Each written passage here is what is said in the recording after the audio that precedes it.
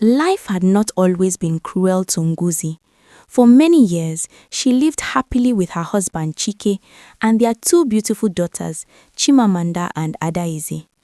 Their laughter filled the compound, their evenings were warm with love. To Ngozi, her family was complete. She never imagined she needed anything more. But everything changed the day Chike fell sick and never recovered. Before Ngozi could even bury her husband properly, his brothers arrived, not with comfort or support, but with cold, calculating eyes. In their culture, a woman who didn't give birth to a male heir had no right to her husband's property. And Ngozi, she had only daughters. The men walked into her home like strangers invading foreign land. "Auntie, pack your things and go," the eldest brother Okafor said sharply. "Our brother left no son, you know the custom." Ngozi dropped to her knees, tears rolling down her cheeks as she begged, "Biko, please, my daughters are still small, where do you want us to go?" But they turned their backs on her. They took the house, the land, the shop, everything Chike had worked for, everything she had helped him build. With nowhere to go, Ngozi gathered her girls, held their hands tightly, and walked into an uncertain future. They found shelter in an uncompleted building, broken walls, open roof, no door. At night, cold wind wrapped around them like a punishment. But Ngozi refused to give up. She used the small money she had saved secretly to start an akara business by the roadside. Every morning she would fry akara while smoke stung her eyes, and her girls, too young to understand suffering, stood beside her, helping in every little way they could.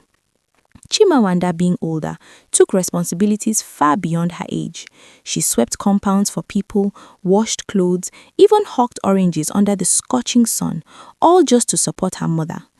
Adaize remained beside Ngozi at the akara stand, helping to flip akara balls and calling customers with her tiny but cheerful voice.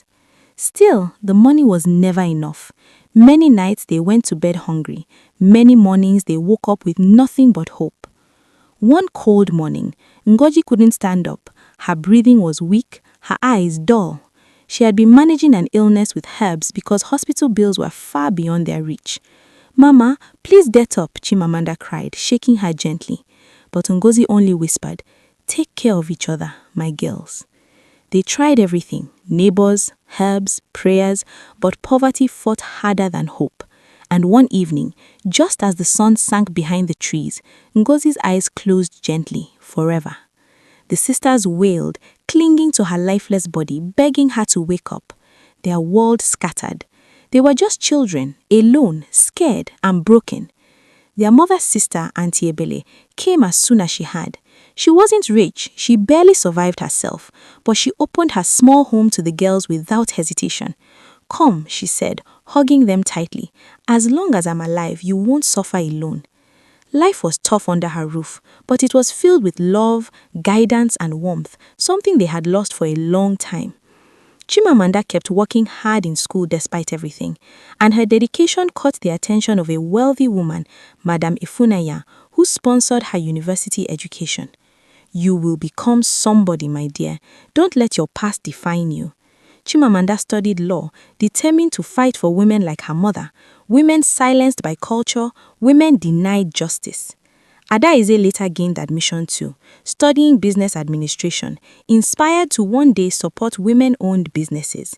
They worked hard, prayed harder, and held each other through every challenge. Years passed, and the two sisters rose above every obstacle life had thrown at them.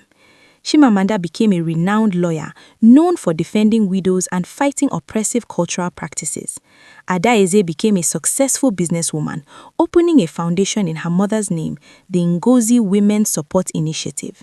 They bought a beautiful house for Auntie Ebele, the woman who saved their lives when the world abandoned them.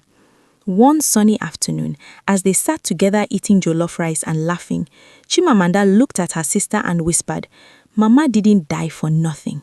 We made her proud." And truly, they did.